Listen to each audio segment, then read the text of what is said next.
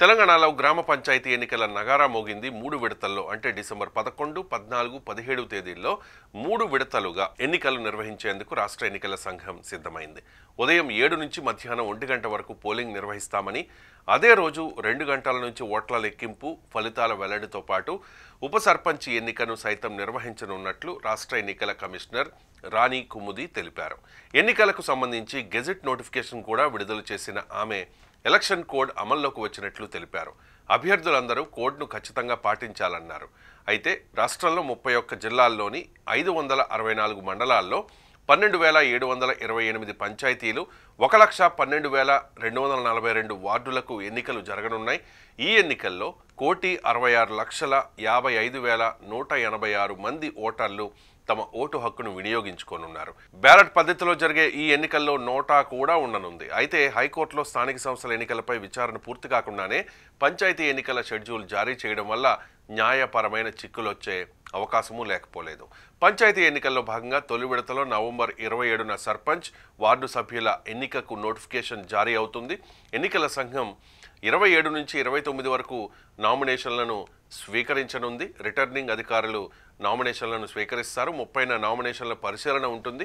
వీటిపై December 1న వినతులను స్వీకరించనున్నారు. December 3 వరకు నామినేషన్లను ఉపసంహరించుకునే అవకాశం ఉంది. ఆ తర్వాత అభ్యర్థుల జాబితాను అధికారులు వెల్లడిస్తారు. డిసెంబర్ 11న మొదటి విడత పోలింగ్ జరగనుంది. అదే రోజు ఫలితాలని వెల్లడిస్తారు. మరోవైపు రెండో విడత పోలింగ్కు నవంబర్ 30న నోటిఫికేషన్ను జారీ చేయనున్నారు ఎన్నికల అధికారులు. అదే రోజు నుంచి డిసెంబర్ 2 వరకు నామినేషన్ల స్వీకరణ ఉంటుంది. డిసెంబర్ 3న రిటర్నింగ్ అధికారులు నామినేషన్లను పరిశీలిస్తారు. వీటిపై వినతుల స్వీకరణకు డిసెంబర్ 4 వరకు అవకాశం ఇచ్చారు. వినతుల పరిష్కారాన్ని డిసెంబర్ 5 వరకు చేస్తారు. వచ్చే నెల 6న నామినేషన్ల ఉపసంహరణకు చివరి తేదీ. ఆ తర్వాత అభ్యర్థుల జాబితా వెల్లడించనున్నారు అధికారులు. 14న పోలింగ్ నిర్వహిస్తారు. అదే రోజు ఫలితాలను వెల్లడిస్తారు. దీంతో పాటు మూడో విడతకు డిసెంబర్ 3న నోటిఫికేషన్ జారీ చేయనున్నారు అధికారులు. ఆ రోజు నుంచి డిసెంబర్ 5 వరకు నామినేషన్లను స్వీకరించనున్నారు. 6న నామినేషన్ల పరిశీలన కార్యక్రమం ఉంటుంది. డిసెంబర్ 7న వినతులను స్వీకరించనున్నారు అధికారులు. 8న వాటిని పరిష్కరిస్తారు. 9న నామినేషన్ల ఉపసంహరణకు చివరి తేదీ. నామినేషన్ల ఉపసంహరణ తర్వాత అభ్యర్థుల జాబితా వెల్లడిస్తారు అధికారులు. డిసెంబర్ 17న పోలింగ్ జరగనుంది. అదే రోజు ఫలితాలు వెల్లడించనున్నారు. ప్రతి విడతలో వార్డు సభ్యుల ఫలితాలు ప్రకటించిన వెంటనే 2018 తెలంగాణ పంచాయతీ చట్టం 15(10) విభాగం మేరకు అదే రోజు ఉప సర్పంచ్ ఎన్నిక నిర్వహణ కూడా ఉంటుంది. ఇదంతా ఇలా ఉంటే రాష్ట్ర వ్యాప్తంగా పలు పంచాయతీలకు, వార్డులకు ఎన్నికలు నిర్వహించడం లేదని ఈసీ తెలిపింది. న్యాయస్థానాలు వివిధ కేసుల్లో జారీ చేసిన స్టే ఆర్డర్లతో 32 గ్రామ పంచాయతీలు, 292 వార్డుల్లో ఎన్నికల నిర్వహణను రాష్ట్ర ఎన్నికల సంఘం నిలిపివేసింది.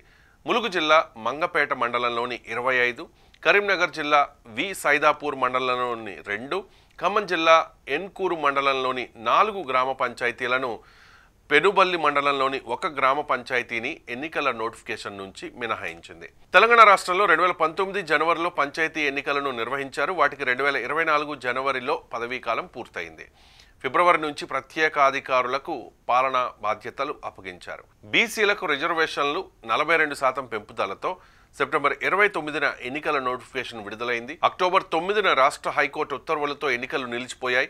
తదుపరి సుప్రీంకోర్టు ఆదేశాలకు అనుగుణంగా ఎస్సీ, ఎస్టీ, బీసీలకు 50% రిజర్వేషన్ల పరిమితి మేరకే ఎన్నికలు నిర్వహించాలని నిర్ణయించిన రాష్ట్ర ప్రభుత్వం ఈ మేరకు ఎన్నికల సంఘానికి ఆదేశాలు జారీ చేసింది. దీంతో రాష్ట్ర ఎన్నికల సంఘం ఎన్నికలకు సమాయత్తమైంది.